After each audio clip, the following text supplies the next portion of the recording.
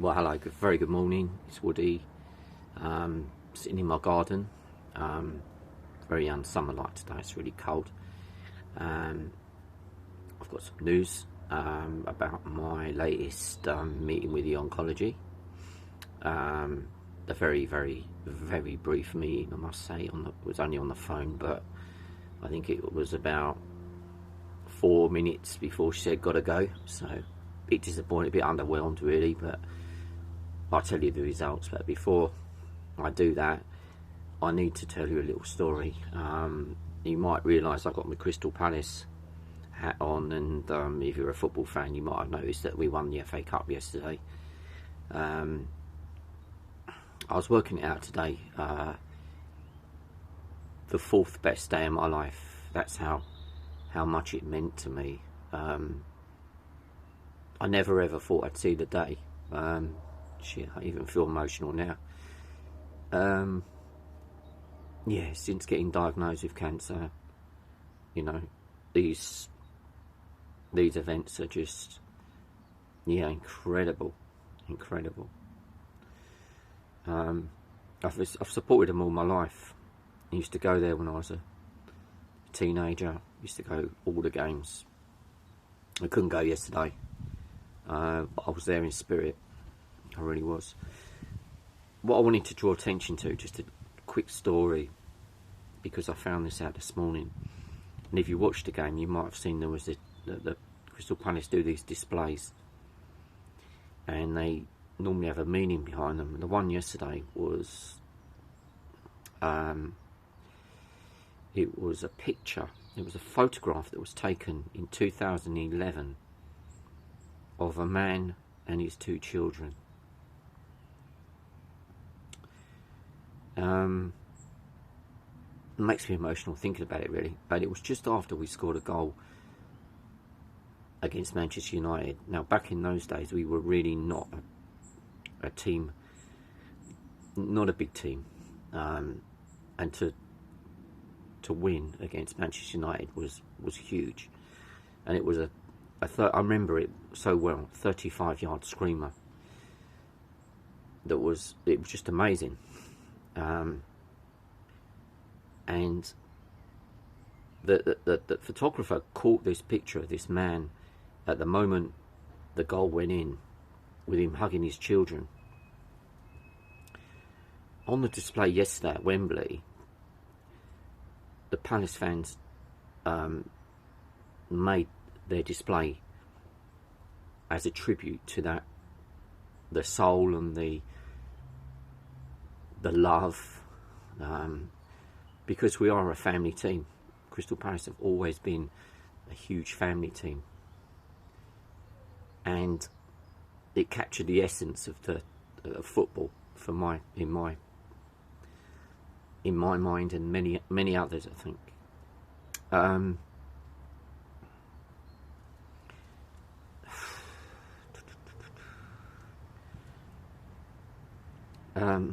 Yeah, since then, the father passed away of cancer. The two children were at the game yesterday, and now young men, and that's what that display was all about. So I just wanted to share it because it hit me. Man, that hit me. Anyway, I'm going to go ahead now with the news of the oncology conversation. Like I say, it's very short, very underwhelming, but at the end of the day, it was just information. So the bone scans, I had a bone scan and a CT scan have all revealed that the tumours have not grown. Neither have they shrunk. So we're in a very stable pattern, as she says. However, there's good news. The PSA level has dropped again, this time to 0.40 from 0.6 something last month. So this is something that my oncologist is really happy about. She says that as long as this keeps happening, we're good. So, you know, for me, that's as much as I could really ask for.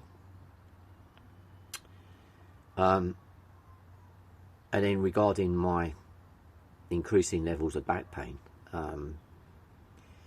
through the sciatic nerve damage, they're going to do an MRI now in a couple of weeks' time. They want to do it really quickly, possibly see if there's anything they can do, maybe an operation. Who knows, you know. But I keep positive about it. I keep, you know, like days like yesterday, I'm going to look for the next one now. What's the next day that's going to be amazing, you know, and cherish these days, because you never know when you're going to get the next one. You never know what you're going to get. As Forrest Gump said, life's like a box of chocolates. You don't know which one's coming next, you know. Yeah, still overwhelmed from yesterday. Still happy, emotional, which is crazy. My wife said it's only football, but for me, football has always been so much more, you know. Yeah, getting this diagnosis of prostate cancer. You know, you're on a timeline, and you just don't expect these events to happen. Never, you know, I just never expected it. So I treasure it so much. And other little things that happen in my life are all almost now stored in this folder of good stuff. Because when the times are bad, I can return back to my mind and go into the good stuff and find the images from yesterday, the videos from yesterday, and then other things in my life that mean so much. And the chief focus of this message is that's what you've got to collect good memories, find them, because you never know when you're going to need them most.